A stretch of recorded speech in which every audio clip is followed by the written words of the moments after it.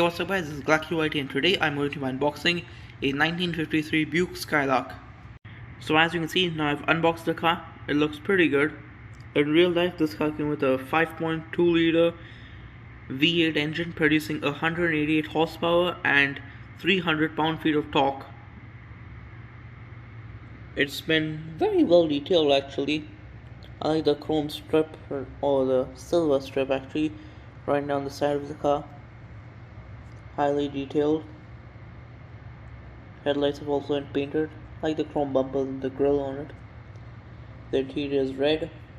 It's convertible with striped seats, as you can see on the inside.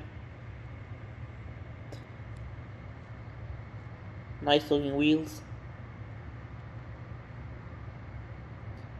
Nice little bonnet ornament on there. And this is the box. Has a very good depiction of the car, as you can see. And this is the back of the car.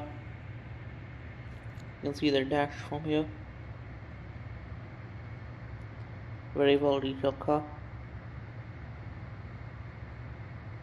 Chrome rear bumpers and front bumpers. I really like it. And yeah, that's pretty much it. So thanks for watching. I'll see you all later. Bye.